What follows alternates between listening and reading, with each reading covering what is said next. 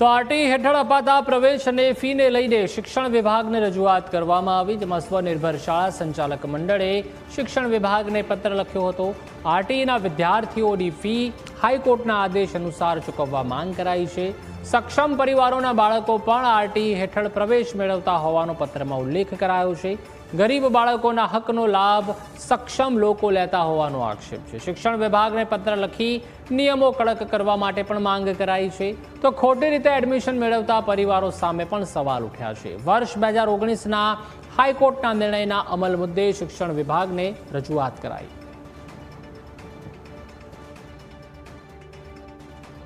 રાજકોટ સહિત ગુજરાતભરમાં આરટી હેઠળ જે રૂપિયાવાળા મા બાપ છે, એટલે કે સક્ષમ પરિવાર છે, તેના બાળકોએ પ્રવેશ મેળવ્યો છે। ત્યારે મારી સાથે જતીનભાઈ ભરાડ સર જોડાયા છે।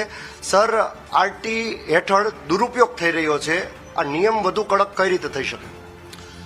આરટીના જે છે કાયદાનો સક્ષમ અને સારી રીતે અમલ થાય તેના માટે જરૂરિયાતવાળા વિદ્યાર્થીઓ જ જે છે આનો લાભ લે, તેના માટે આપણે બધાએ સાથે મળીને પ્રયત્ન કરવો પડે અને તેના માટે જે છે શિક્ષણ વિભાગે પેપર વર્ક થોડુંક મજબૂત કરવું પડે। ન કહેવું જોઈએ પણ ક્યાંક ક્યાંક જે છે આવકના દાખલાઓ ખોટા મળતા હોય તો તેના ઉપર જે છે રોક લગાવવી જોઈએ। અને સાથોસાથ સૌથી સારો રસ્તો એ છે કે જેટલા વિદ્યાર્થીઓ ખરેખર આરટીની અંદર પ્રવેશ મેળવે છે તેના ઘરે જઈ, ભલે થોડું જે છે એ અઘરું કાર્ય છે, પણ ઘરે જઈ અને જિલ્લા વાઇઝ જે છે કરવામાં આવે તો તેની ઘરની પરિસ્થિતિ જોઈએ પછી આપણને ખરેખર ખ્યાલ આવે કે એ ખરેખર લાયકાત ધરાવે છે કે નથી ધરાવતો, અથવા તો તેની આર્થિક પરિસ્થિતિ કયા પ્રકારની છે।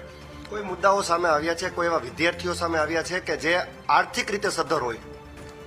ઘણા જે છે એના માટેના પુરાવો સહિત આજથી લગભગ છેલ્લા 4 વર્ષની અંદર અમે અનેક વિદ્યાર્થીઓના પુરાવા સહિત જિલ્લા કક્ષાએ અને ગુજરાત રાજ્ય સરકાર લેવલ ઉપર અમે પુરાવા સાથે તેમના ઘરની પરિસ્થિતિ, તેમની અંદર જે 4 વ્હીલ એમની પાસે છે તે, તેમના ઇલેક્ટ્રિક બિલ, એમનો જે છે જે કાંઈ આઈએફએસસી કોડ સાથેનો જે છે બેંક એકાઉન્ટ નંબર આવેલો હોય એના ઉપર બેંકની વિગત સાથેના પુરાવા સાથે છેલ્લા 3 થી 4 વર્ષની અંદર આ બાબતની અંદર અમે રજૂઆત કરેલી છે, પણ છતાં તેના માટેના કોઈ યોગ્ય પગલાં અથવા તો યોગ્ય જે છે એ દિશાની અંદર પગલું લેવાતું નથી। ખાસ જે સરકાર તરફથી ફી ચૂકવવામાં આવે છે એમાં પણ અત્યારે ઘટાડો છે, એટલે કે સ્પષ્ટપણે હાઈકોર્ટનો આદેશનું પાલન થાય છે કે કેમ?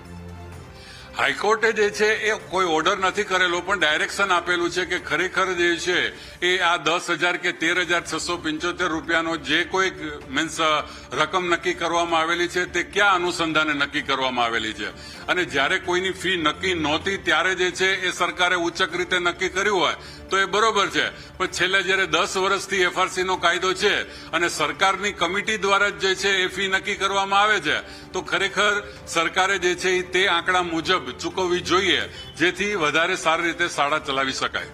સ્પષ્ટપણે અત્યારે સ્વનિર્ભર શાળા સંચાલક મહામંડળ દ્વારા રાજ્યના શિક્ષણ વિભાગને અત્યારે પત્ર લખવામાં આવ્યો છે અને સ્પષ્ટપણે જે સદ્ધર પરિવાર છે, સક્ષમ પરિવાર છે, તેના બાળકો પણ ખોટી રીતે ડોક્યુમેન્ટ મેળવીને આરટી હેઠળ પ્રવેશ મેળવે છે, તે તદ્દન ખોટી વાત છે। જરૂરિયાતમંદ બાળકોને આ આરટી હેઠળ પ્રવેશ મળવો જોઈએ તેવું શાળા સંચાલક મંડળનું કહેવું છે। કેમેરા પર્સન કિશોર વાડોલિયા સાથે Rishi Dave, news capital channel, Rajkot.